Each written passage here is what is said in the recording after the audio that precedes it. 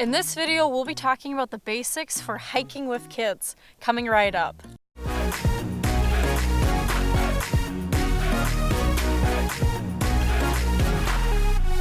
Hello and welcome to EcoElsa. For those who are new and don't know me, my name is Elsa and I make videos to help you get outdoors. In this video, we'll be going over 10 tips for the basics of hiking with kids, if you're a parent or if you're a teacher.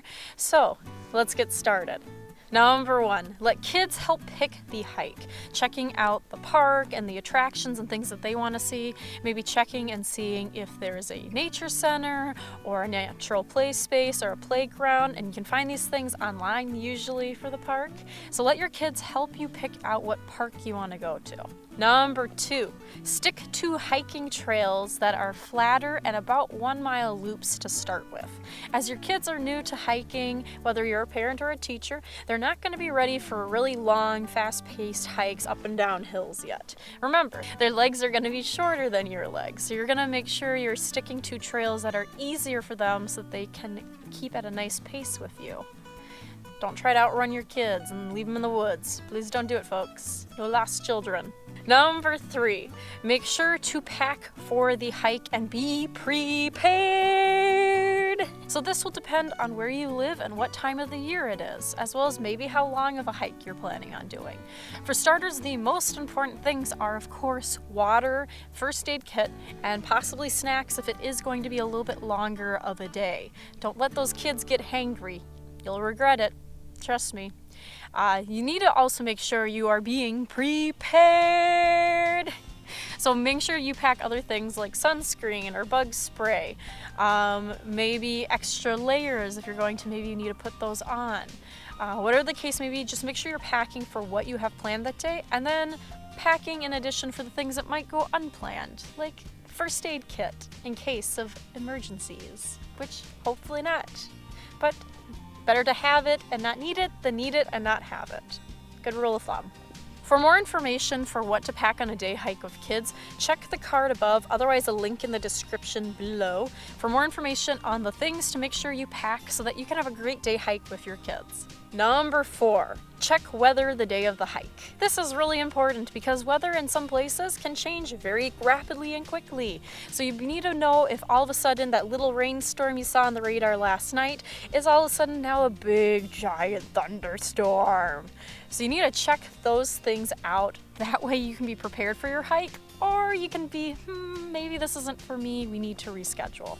Another good thing to do is to check the park's website, because just because the weather's nice, trail conditions might not be the best that you're looking for. They might be really icy, some of the trails might be really, really buggy. So if they don't have that on their website, if they do have a center, make sure to pop in there and be like, hey, we're going on a hike today. We're looking at hiking on this trail over here.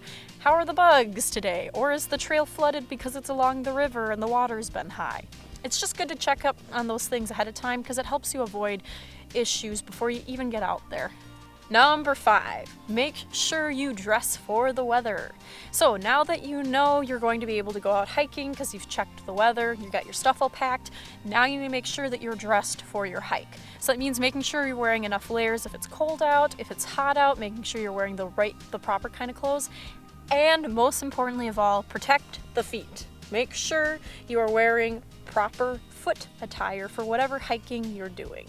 So make sure those toes are protected. If you're hiking in a place with ticks, make sure you're wearing long pants. Even if it is a little bit hot out, a little bit of sweat never hurt anyone. So, I mean, you can be really sweaty and smelly, but you won't have any Lyme's disease, which is more important. As you can see, I'm out here hiking and filming in winter, and contrary to what most Minnesotans would want you to think, I am not in fact out here in t-shirts and shorts. It is pretty cold out and the temp is continuing to drop. But you know, the cold, it didn't bother me anyway. If you want more information on how to dress so that you're nice and toasty and prepared for the cold, snowy weather of getting outdoors, check the card above, otherwise a link in the description below, for a previous video that I have done on getting outdoors when it's winter and making sure you are prepared for being outside in the snow and the cold. Cold. Oh, cold. Number 6. Make sure the kids set the pace of the hike.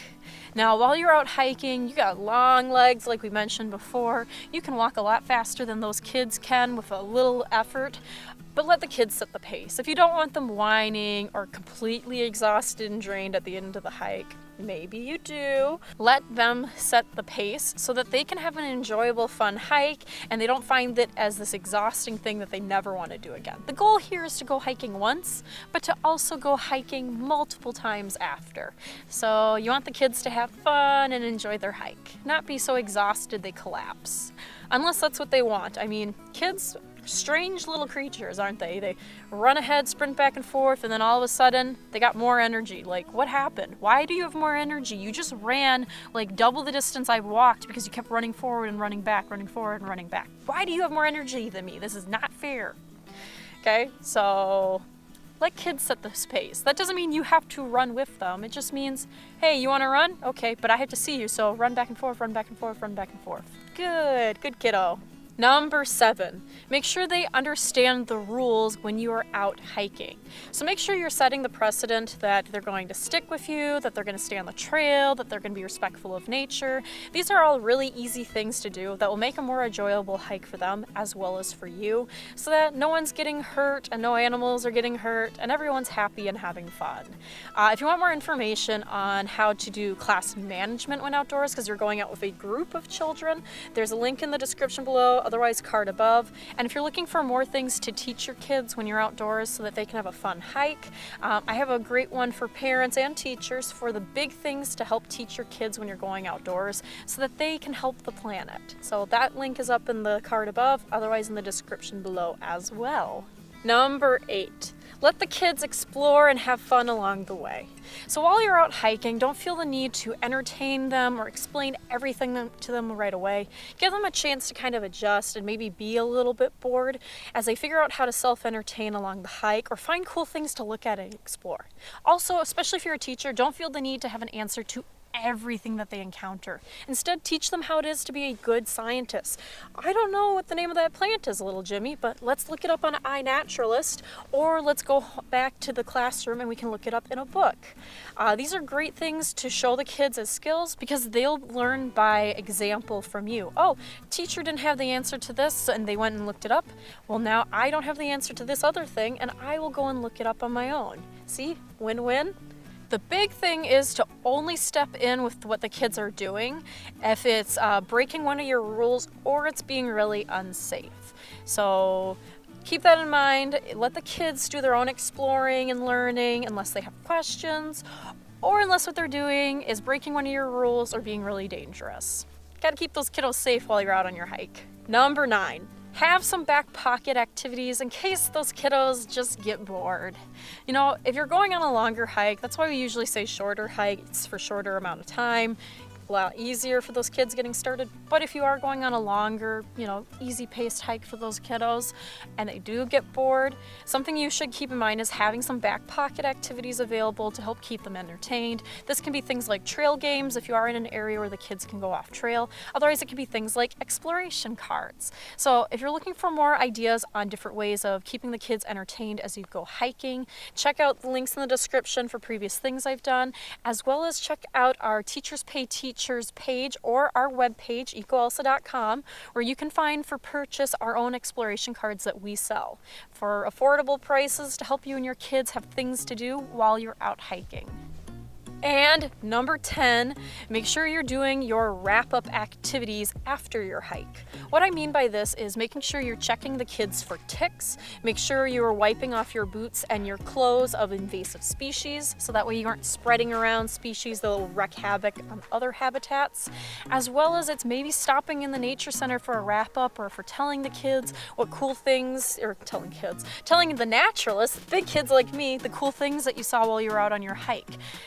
and showing them some cool resources that are available, or checking out to see if there's any programs or information for things that you had questions about. So unfortunately, that is all we have for you today in today's video. We hope you enjoyed it. If you did, make sure to like below and make sure to subscribe. That way you can be notified when there's future videos, as well as so you can be entered in the January giveaway of our big winter giveaway.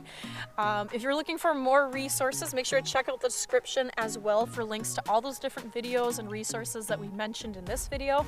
And make sure to check out our website, EcoElsa.com, where you can find links to a lot more resources, as well as you can purchase our exploration cards. Otherwise, head over to the Teachers Pay Teachers platform, where you can buy our exploration cards and other curriculum resources as well there. We hope you enjoyed today's video. As always, we hope you have a great rest of your week and you be safe, learn lots, have fun, and get outdoors. We'll see you out there. Cold. Oh, cold. Cold didn't bother me anyways. I was not ready to start winter filming again so soon.